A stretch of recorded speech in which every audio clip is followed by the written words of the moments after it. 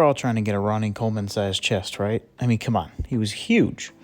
You were going to have to really push a lot of weight to get to that point. So stick around and see some of my favorite movements on my goal to get there. Like always, we got to start with a good warm-up, so we're going to hit these cable chest flies to get those chest muscles activated. These are really good, especially for shoulder-dominant people like myself. If you just start off with a pressing motion, you may not be able to activate the chest as well.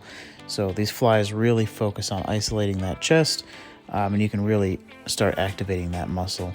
Then you'll feel it more throughout the rest of your workout.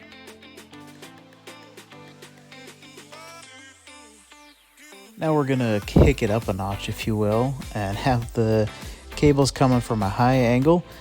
So it's just gonna change up the portion of the chest that you're warming up. It's just, like, once again, make sure you're really getting that good squeeze and then the full stretch all the way back, so that you can get those muscles moving and that blood pumping. And I like to finish these off with a couple presses just to get my body ready for the next exercise. Warmed up, pump cover off.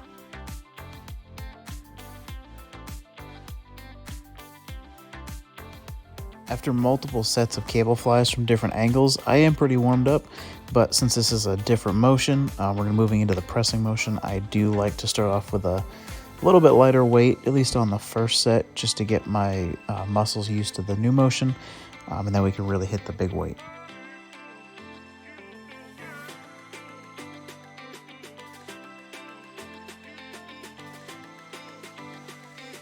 Moving into that first working set now, I can't emphasize enough how important squeezing that muscle is.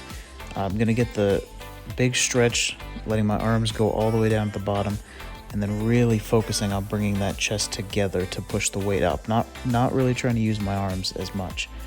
And then making sure you squeeze that muscle as much as possible throughout the whole rep.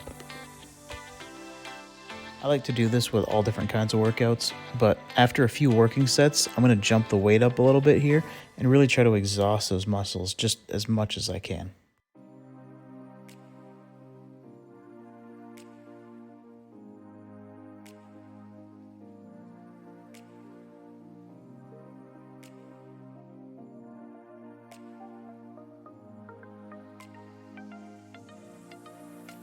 I am a big fan of working the muscles in a lot of different ways.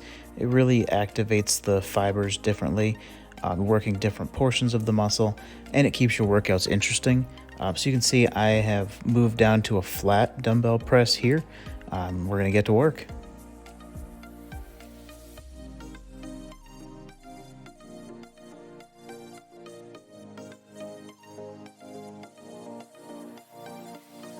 So I only stuck to 2 working sets with the flat dumbbell press, as I was getting pretty tired at this point.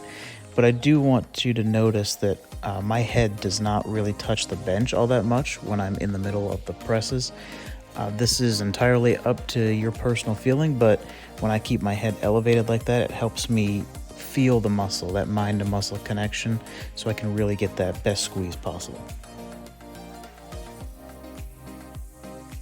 I love this incline chest press machine for working the muscles differently based on what you're looking for each day. You can adjust the seat higher and lower. You can turn sideways. You can do it unilaterally, one hand at a time. It's very versatile, and you can hit the entire muscle.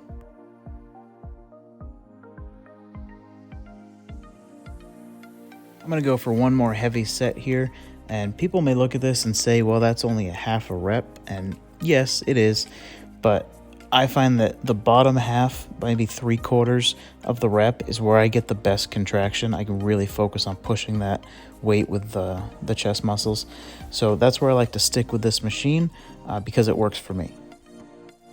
So let me know in the comments below if any of these work for you, or if you've got something else that you prefer. Everyone's different. And also take a look in the description below. I've got some discount codes for some awesome supplement and apparel companies.